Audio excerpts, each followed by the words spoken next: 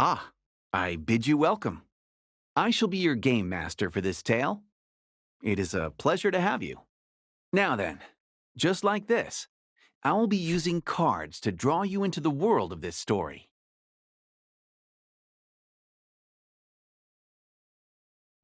From time to time, you may be presented with choices like this. That's correct. It doesn't mean anything, but still, good job. You're following along with all this, I trust? Moving on, I believe your experience of the story will be shaped in no small part by my narration. As such, I hope you'll have rather more fun keeping the sound on while you play. That said, rest assured that the game remains enjoyable without sound. My words will be subtitled just as they are now.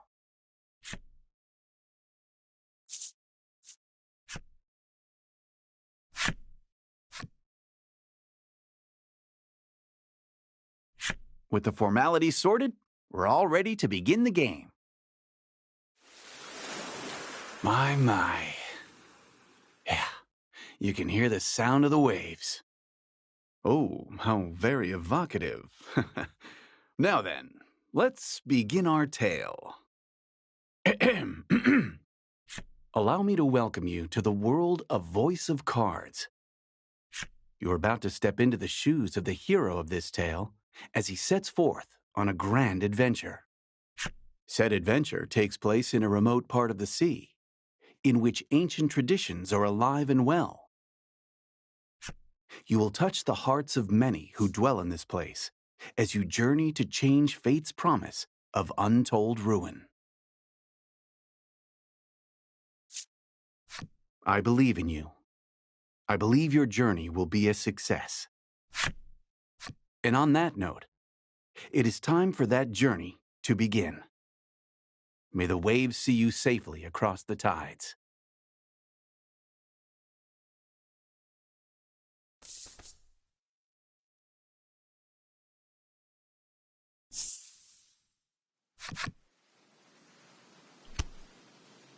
Our story begins in a secluded grotto. The sound of the waves echoes softly across the rock walls.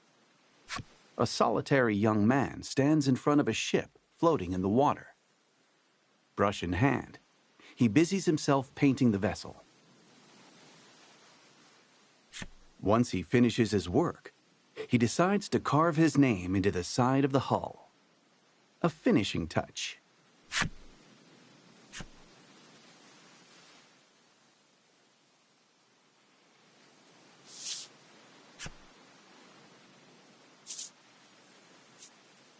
You carve your name in small lettering into the ship. Oh, a handsome name, that. This young lad is the hero of our tale, and your window into the world. You're a navigator without a ship, and your soul yearns to set out upon the ocean blue, for your own reasons. You have spent a great deal of time repairing the wrecked ship before you, in the hopes of crafting a partner, aboard which you might sail the high seas. The sound of a wooden box tumbling to the ground rips through the grotto. You heave a deep sigh and decide to head over to the source of the racket.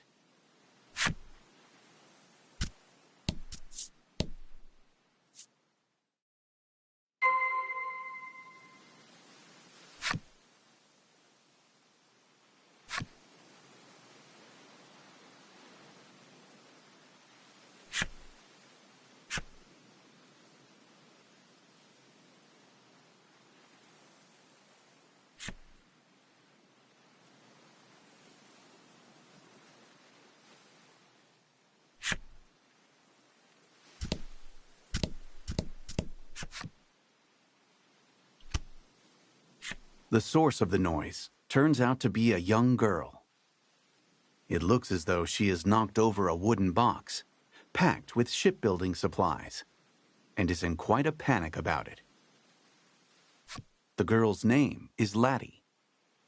You came across her some time ago, collapsed on a beach. You attempted to bring her to a nearby village, but she was quite opposed to the idea for some reason. As such, she has been helping you repair the ship here. You're not quite sure how to respond to her knocking the box over.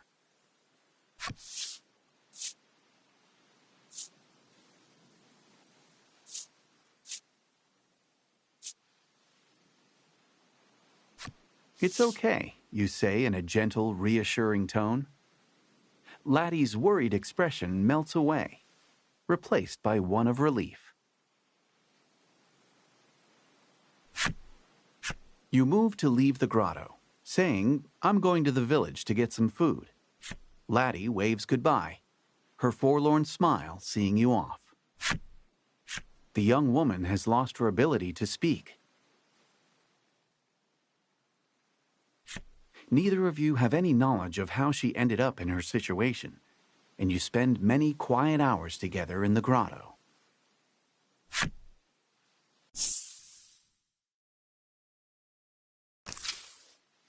The scent of the sea and a sense of isolation hang heavy in the air.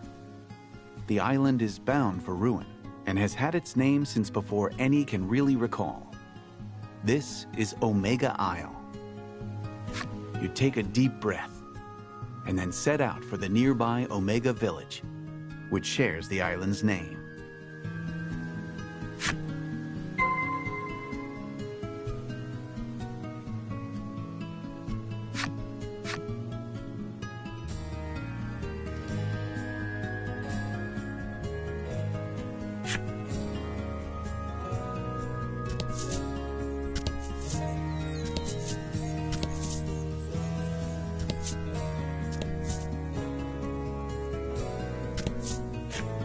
An old spire stands tall before you. Alas, there's little reason to go poking around within.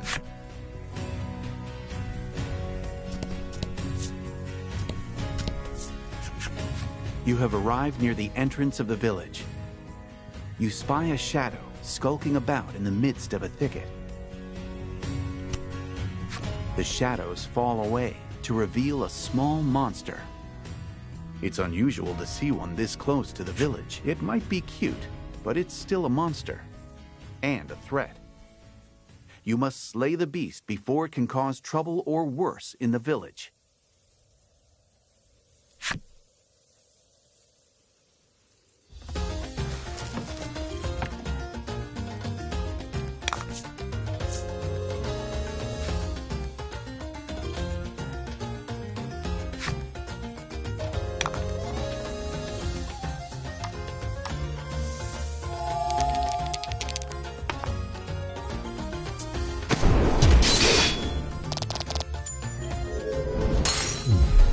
Good work.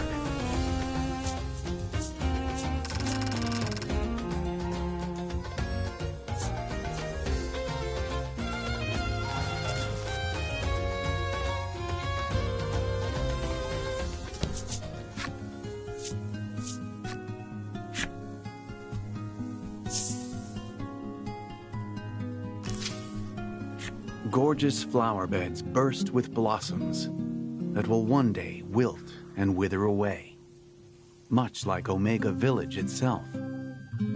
This is a village that has accepted its fate to be but a moment in time, destined to fade.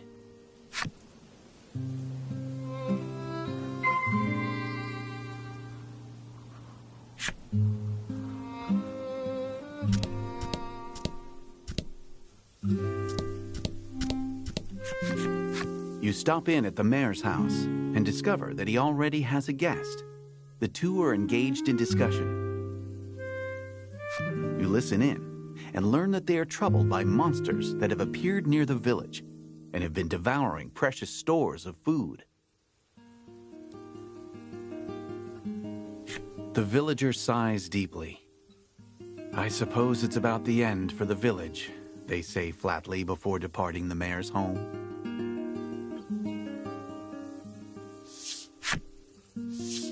The man left standing in the room has a certain sagacity about him. He notices you waiting and inclines his head in greeting.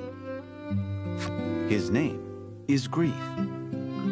As the village's mayor, he spends his days dealing with all manner of happenings around town. He looks to be at a loss over the damage being caused by the monsters. It would likely be a simple matter for you to deal with the beasts.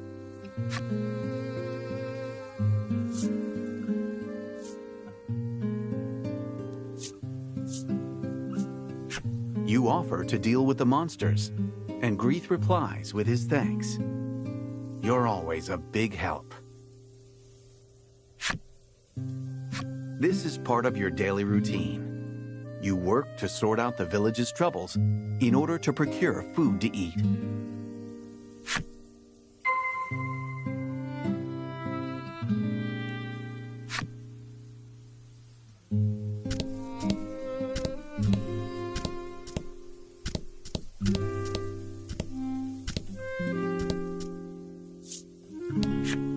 A lone woman diligently cleans the grounds of the Maiden's Shrine.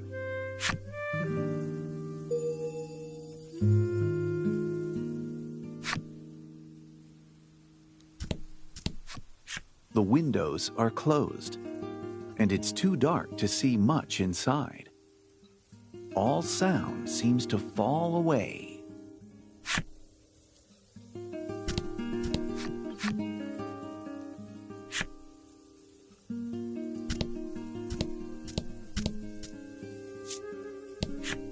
I wish I got to be the maiden, the girl says mournfully, dressed head to toe in maiden garb and clearly pretending to be such.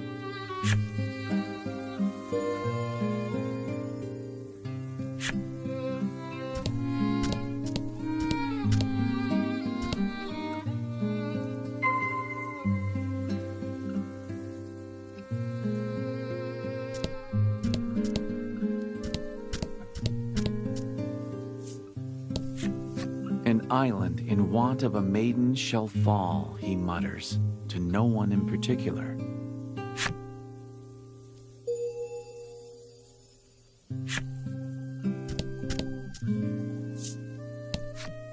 This might be the last time I see this flower bed, the boy says, gazing forlornly at the flowers.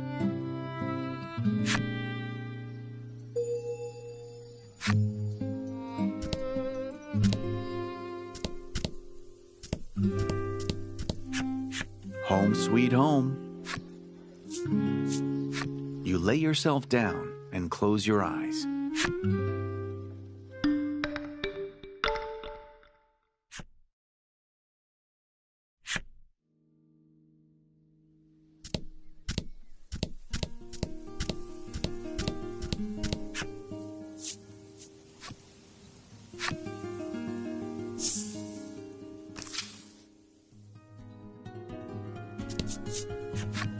A monster has appeared before you.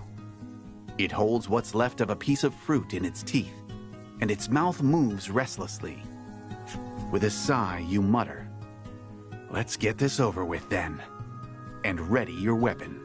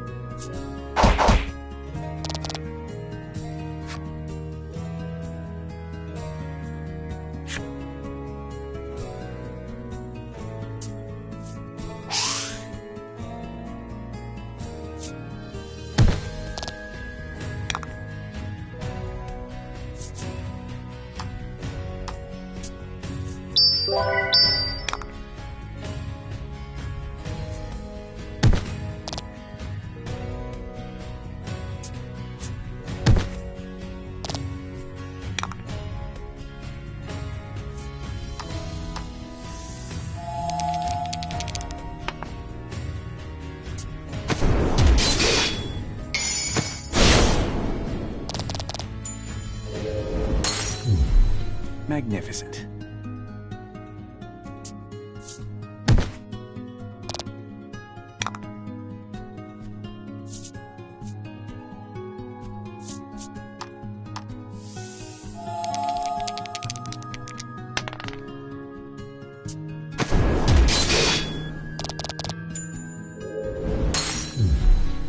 You did great.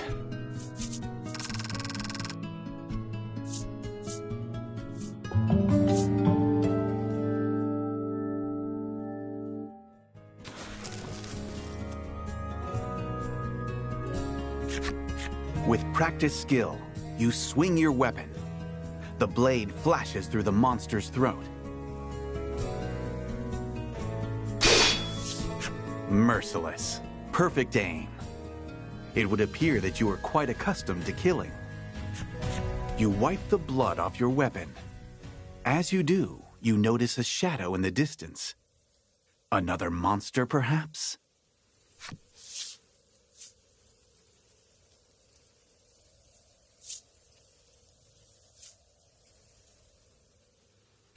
Silently, you creep up on the shadow and bring your blade down on it with practiced speed.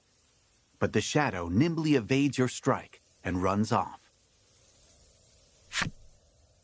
Whatever the shadow was, it was taken aback by your unexpected assault. It looks like it ran off in the direction of the spire near the village.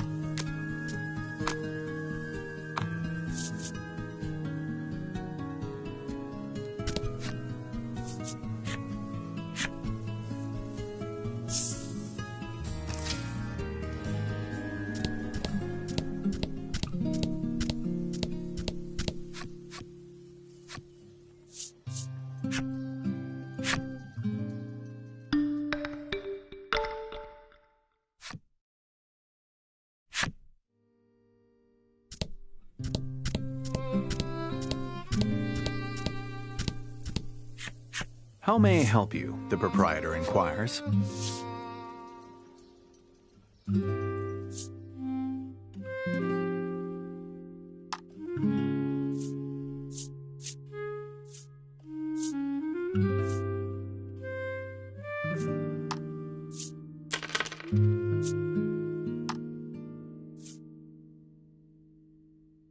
Will that be all? The proprietor asks.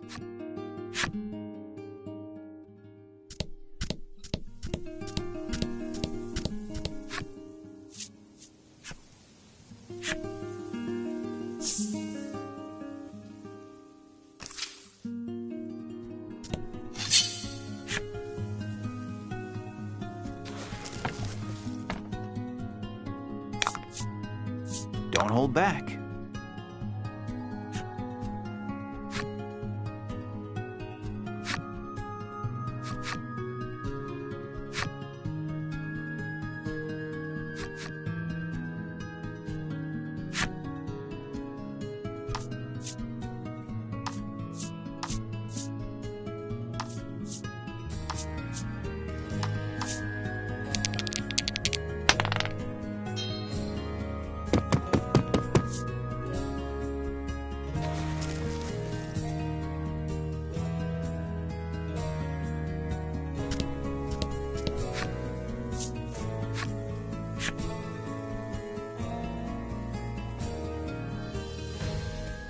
You stand before the Spirit Spire, said to have been erected to protect the island. Yet with the villagers having accepted ruination, it now stands forlorn, an edifice without a purpose.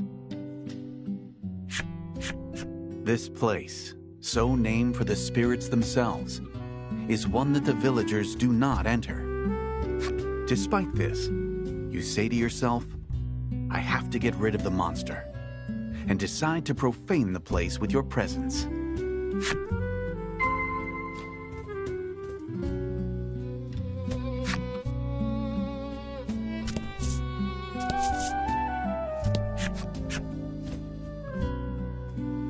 There are some words etched into the door, but they are weathered and difficult to read.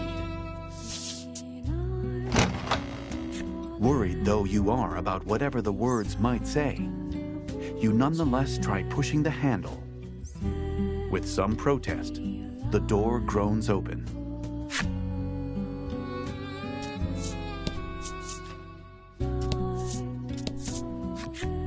You spy the shadow of the monster you encountered earlier. Your insight that it had taken refuge in the spire has proven a good one. The shadow notices your presence and flies off at blinding speed. You can't help but admire the rapid escape, though it looks like you're back to chasing after a shadow.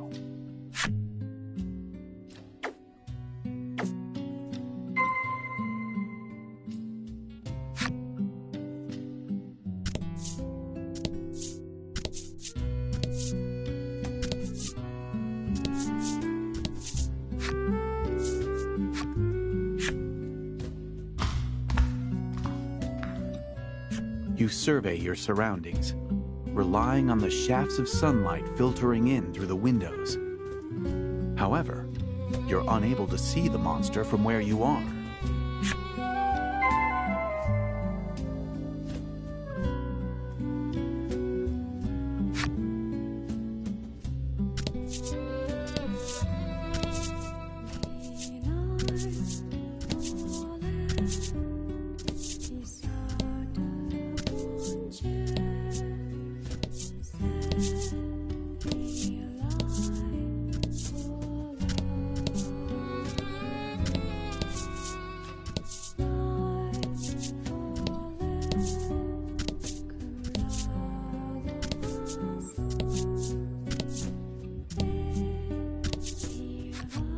In the back of the large hall, there is an altar, which evinces a sense of deep mystery. The altar is wrought of a strange kind of stone, its surface polished smooth. It looks as though it's meant for use in some important ritual. You approach the altar to check that there are no places for monsters to hide themselves away inside it.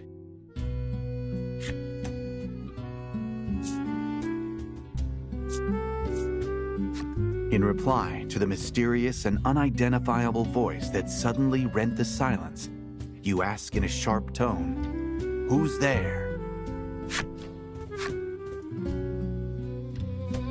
You strain your ears, trying to make out the broken snippets of words echoing off the chamber walls. After speaking a word that rings familiar to your ears, "Laddie," the voice becomes impossible to hear. It cannot be. Could you truly have heard the voice of the spirit from the maiden's myth passed down on the island? All signs of the monster you were in pursuit of seem to have vanished. For the time being, you decide to return to the village and report your success.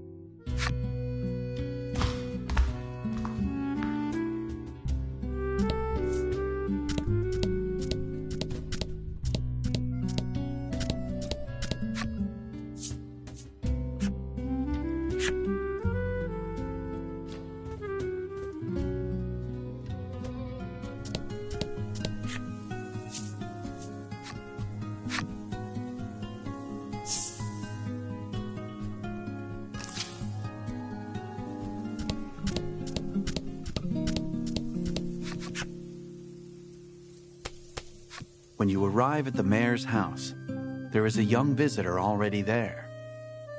She looks to be making an impassioned request of Grieth. In a wearied voice, Grieth replies, "There is no longer any maiden in our village." Admonished, the girl leaves the house with disappointment written across her expression. You inform the mayor that you've taken care of the monsters around town. As thanks for completing the job, The mayor hands you a basket of fruit. Oh, good, you think to yourself. Another day, another basket of fruit.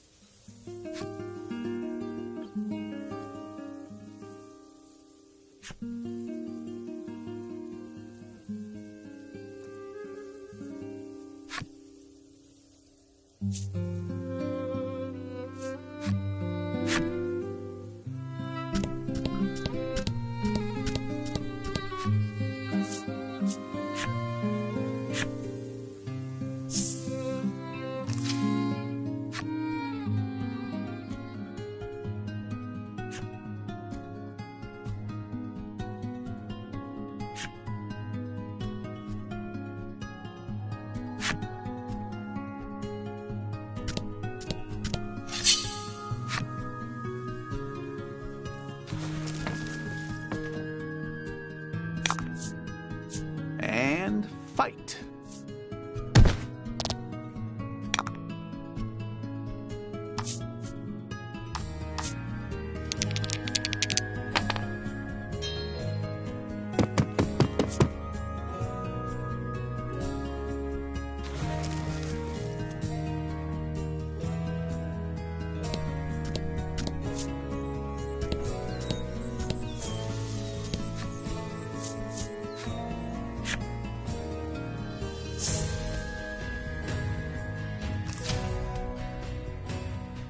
You re-enter the grotto and announce your return.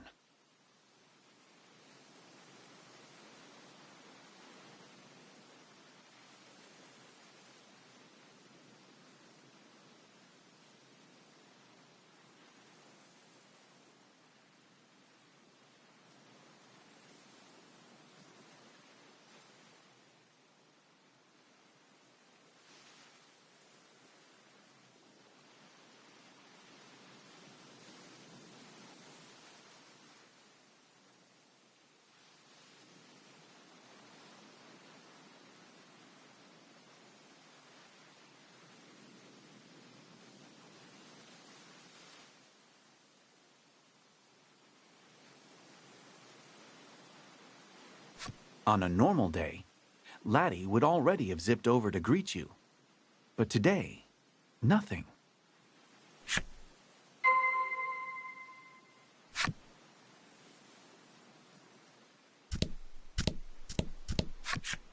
You walk over to Laddie and discover that she is sound asleep. Life in the grotto is not one of creature comforts. Rather, a fair few inconveniences.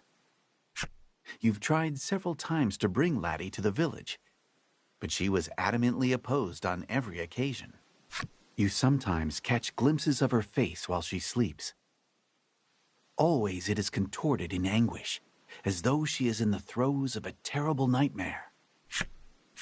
You notice a bulky book lying open next to Laddie, filled with carefully drawn words and images. It seems to be some kind of picture book that Laddie made herself. You know, I confess, I am a bit curious. Unable to overcome your curiosity, you decide to take a look at the picture book. Beside evocative images of deep forests and towering mountain ranges, Laddie has written a story patterned after the maiden's myth. The picture book story is set in a small village replete with nature. The village enjoys the promise of peace and tranquility, thanks to the young woman born to be the maiden. The maiden goes before the altar to perform a ritual, which invokes the power of a great spirit to protect the village. You look over the artwork, a spitting recreation of the altar you saw in the spire, and think back on the mysterious voice. The voice claimed it was a spirit, and you're certain it spoke Laddie's name. You are so caught up in the thoughts racing through your head that you fail to notice Laddie had awakened. Laddie seems embarrassed that you've seen her book. Tears prick the corners of her eyes. If Laddie were indeed the maiden, it would be no exaggeration to call her the very light of hope, a protective force that could save the island from its encroaching ruin. With faint expectation tightening your chest, you consider taking her to the altar in the spire.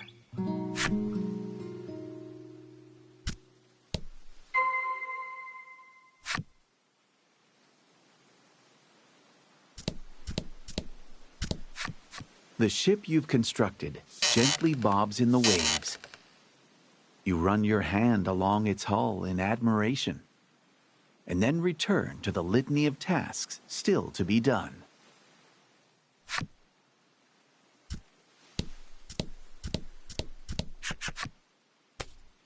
You've given Laddie some of the fruit you brought back. She dreamily stuffs some of it into her mouth. Maybe she likes it. You hope so. Your stomach rumbles as you watch her, and together, the two of you enjoy a light meal.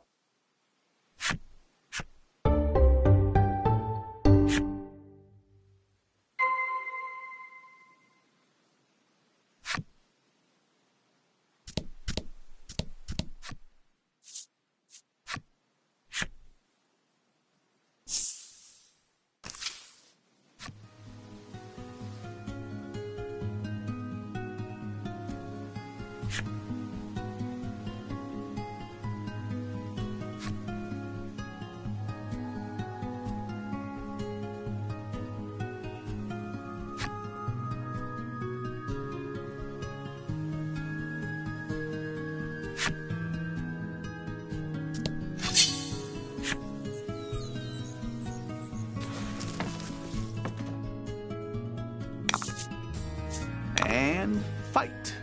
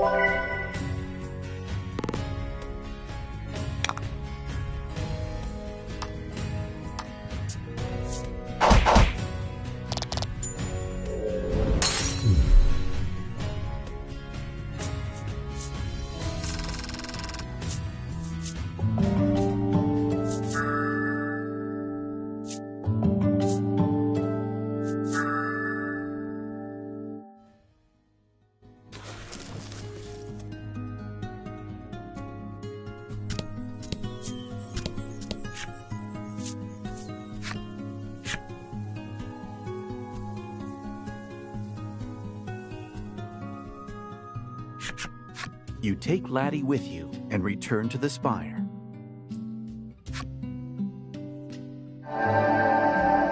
As you approach the entrance of the spire, the staff that Laddie clutches close begins to emit a faint light. Seeing the mysterious light, you are convinced. Laddie has a deep connection, her expression uneasy. Laddie takes hold of your sleeve with a tentative touch.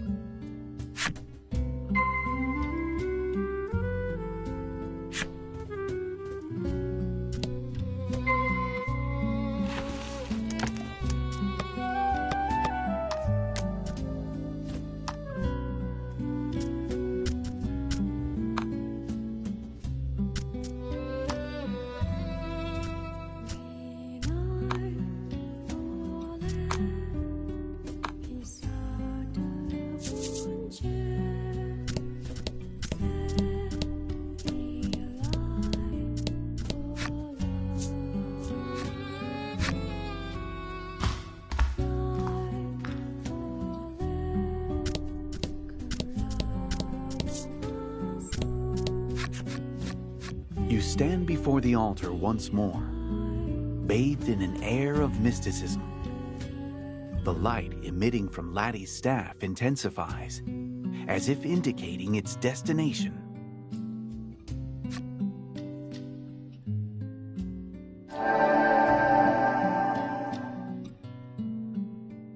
In response to the enigmatic voice, Laddie's staff exudes a dazzling light.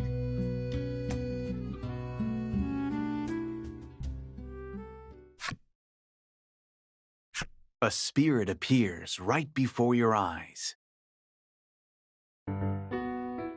Well, maybe it's a spirit? It's some kind of strange stuffed animal.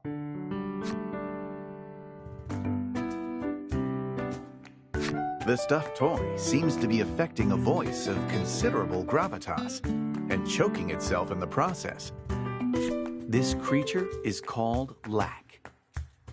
Though you cannot be certain it speaks the truth, it claims to be a spirit. You approach, hoping to ask about the maiden. But with blinding speed, Lack zooms behind Laddie, putting her between you as a shield. "You're the one from before," Lack says, quaking. It would appear that you're mistaking the creature for a monster, and doggedly chasing after it has made it rather afraid of you.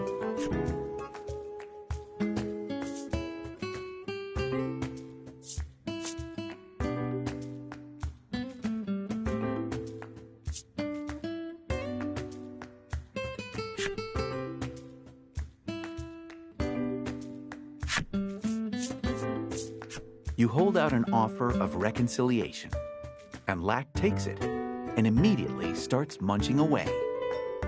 Between bites, it says, "You've got some good taste there." You're not really sure if the make good worked out, but in any event, Lack looks willing to listen to you now. You ask about the maiden once more, and Lack begins to talk a lot. It seems to enjoy doing so. Just as the maiden's myth handed down amongst the denizens of the island suggests, it explains, Laddie was indeed born to be the maiden here. However, she was unable to take up her role. This has caused no small amount of distress over the island's inevitable destiny to sink beneath the raging waves. Lack concludes with a proposal. How's about you go and meet with the other maidens and fetch the maiden's relics? As you had hoped, Laddie appears to be the key to the island's salvation.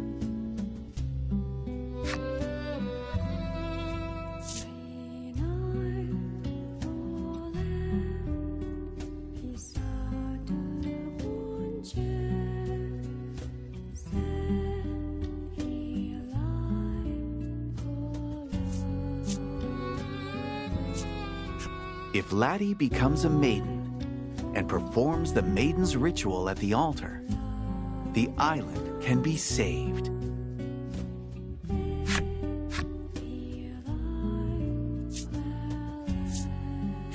You ask, should we kill the maidens and steal the relics?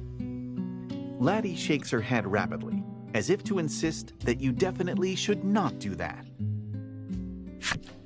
As Lack explains, each maiden has an attendant, an escort, and protector. This would make it difficult to take the relics by brute force.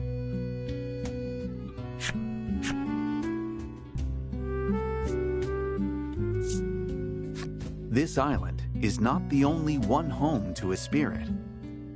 There are islands throughout this archipelago, and upon each dwells one of the 4 maidens who govern their own spirit. The self-proclaimed spirit explains that if you bring the maiden's relics that each of these maidens possess back to this spire, Laddie will be able to become a maiden herself. Laddie shows the staff in her hand, wearing an expression that seems to say, "This is a maiden's relic." The world-changing immensity of what you have just learned echoes in your mind. It takes you a little while to fully digest it. But it does just so happen you've been readying a seaworthy vessel for your own purposes. You accept Lack's proposal to help Laddie become a maiden.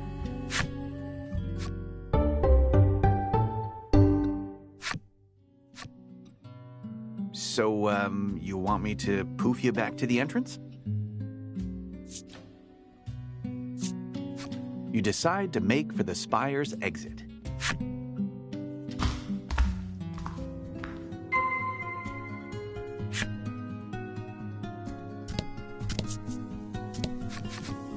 Accompanied by your new allies, you make to enter the village. But Laddie seems to find something about this idea disagreeable and clings to a tree nearby, refusing to budge. "Oh, I got this one," says Lack, evidently with some kind of plan in mind. The fluffy creature begins to chant a sort of mysterious spell.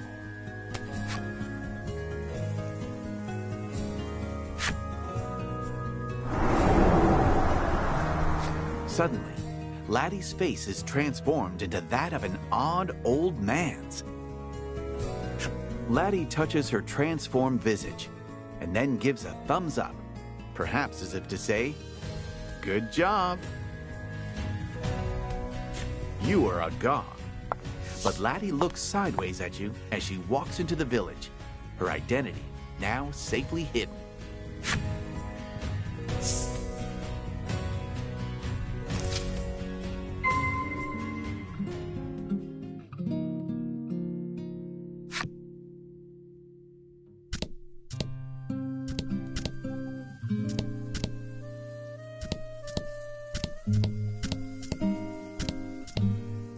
This is your home.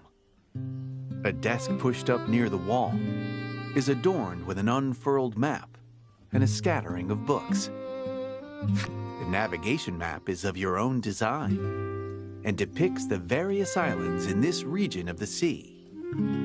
It contains information on the maidens of those nearby islands, culled meticulously from books and the tales of passing travel. Before all of this, you had found yourself unable to merely sit and watch the village's decline, and so planned a voyage to seek aid from the maidens of the other islands. After popping into the back room, you emerge with a carefully polished ship's wheel and present it to your companions. It is the final piece of the ship you restored at the grotto. With it, you will finally be able to set sail on the voyage you have dreamed of for so long.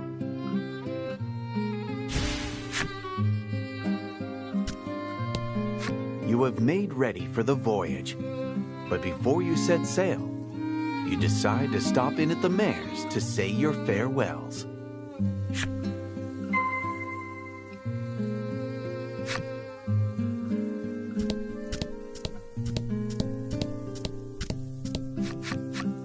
Grieth's eyes fall over the unfamiliar face behind you. And who do we have here?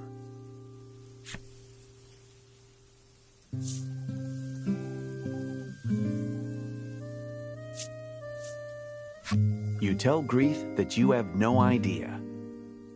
He reaches over and places his hand on your forehead, checking for a fever. Changing the subject, you explain to the mayor that you'll be leaving the village for a little while on a voyage to save the island. You felt sure that the mayor, with his love of the village, would see you off with a smile. And yet the moment you explain that you found a maiden who can save the island, his attitude changes like the fickle sea winds, and he voices opposition to your journey. This island is destined to meet its end, he says. You can practically sense him digging his feet in. You cannot fathom why he, the mayor of the village, would believe something like that. Though each of you hold the island in your hearts, you cannot reconcile the difference of opinion. Like lovers going their separate ways after an acrimonious spat, It looks as though you will be setting out on bad terms. You believe that your desire to save the island will prove to be the right perspective.